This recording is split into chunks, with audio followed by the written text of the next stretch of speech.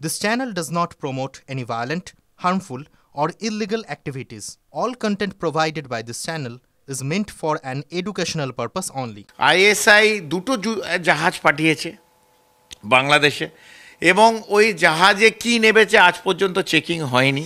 ISI রিসোর্সেসও পাঠাবে, ফান্ডিংও করবে।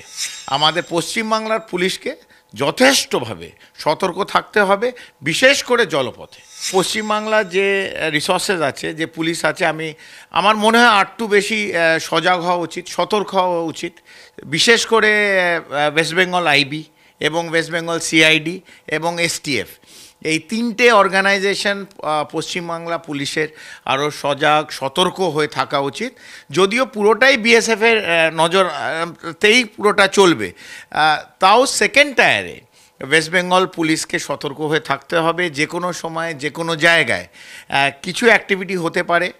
আর বিশেষ করে আমরা যখন জানি মালদা, মুর্শিদাবাদ, দিনাজপুরে অনেক স্লিপার সেল আছে, সিমি স্লিপার সেল আছে, হুজি স্লিপার সেল আছে, যারা এই সময়টা অ্যাক্টিভেট করা হয়েছে ওদের। তারা বিশেষ করে গাইড হিসেবে করবে এবং মেনল্যান্ডে নিয়ে আসবে। এবং ওদের যে অবজেক্টিভ আছে সেই ছোট ছোট অবজেক্টিভের, ধরুন একটা কোথাও এমনভাবে কিছু করলো যে ধর্মের মধ্যে বিভেদ লাগিয়ে ঝগড়া শুরু করে দিল, একটা রাইট লাগিয়ে দিল। এটা সবচেয়ে সোজা এবং অনেক পয়সা কম লাগবে। আর এই যেহেতু জলটা ঘোলা হয়ে গেছে, আইএসআই আমাদের কাছে একদম সঠিক ইনফরমেশান আছে, আইএসআই কিন্তু এর মধ্যে নেমে পড়েছে। আইএসআই দুটো জাহাজ পাঠিয়েছে বাংলাদেশে এবং ওই জাহাজে কি নেবেছে আজ পর্যন্ত চেকিং হয়নি। আইএসআই রিসোর্সেসও পাঠাবে, ফান্ডিংও করবে। তো ভারত, বিশেষ করে পশ্চিমবাংলা, বিএসএফ তো নিশ্চিতভাবে স্বরাষ্ট্রমন্ত্রক, তার সঙ্গে সঙ্গে আমাদের পশ্চিমবাংলার পুলিশকে যথেষ্টভাবে সতর্ক থাকতে হবে, বিশেষ করে জলপথে। কারণ সেই এক্সপিরিয়েন্স হয়তো পশ্চিমবাংলা পুলিশের নেই, জলপথ কীরমভাবে করবে, কিন্তু যে ওয়াটার ডিপার্টমেন্ট পুলিশ আছে, তাদের কিন্তু এই সময় পেট্রোলিং আরও বেশি বাড়িয়ে দিতে হবে। কোস্টগার্ড তো আমি বলছি যে ভারত মন্ত্রকের নিচে যেগুলো আছে, কোস্টগার্ড আছে, নেভি আছে, বিএসএফ আছে, প্রত্যেকেরই ওয়াটার ডিপার্টমেন্টের একটা আলাদা দায়িত্ব আছে। তারা তো করবেই, তাদের করতেই হবে। তার সঙ্গে সঙ্গে যে ওরা করছে আমরা করবো না, হাত গুটিয়ে বসে থাকলাম, পশ্চিমবাংলা সেরকম চলবে না। তা তাদের সতর্ক থাকতে হবে। এবং আমরা জানি যে খাগড়াগড় হয়েছে এবং বর্ধমানে কিভাবে হয়েছে, হুজি কীরমভাবে প্ল্যান্ট করেছে, এই বিভিন্ন মাদ্রাসার মাধ্যম দিয়ে কীরমভাবে স্লিপার সেল অ্যাক্টিভেট করা হয়, এটা পশ্চিমবাংলায় আমরা যারা থাকি অজানা নয়।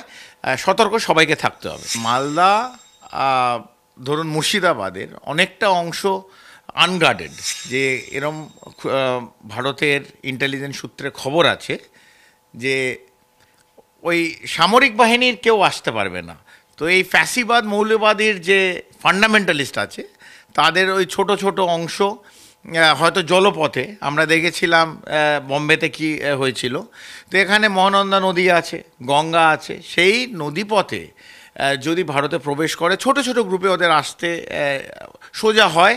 এবং ইন্টেলিজেন্স সোর্সে যে মেসেজ আসছে সেটা ওই 5 জন 6 জনের ছোট বোট, মোটরাইজ বোটে, যেহেতু রাত্রিরে আজকাল এই ঠান্ডার সময়, শীতের সময় কুয়াশায় ঘিরে যায়, তার মধ্যে থেকে ইনফিল্ট্রেট করাটা অনেক সোজা। তাই বিশেষ করে মালদা রিজিয়ানে আমি অনেককে জানিয়েছি যে সতর্ক থাকতে হবে।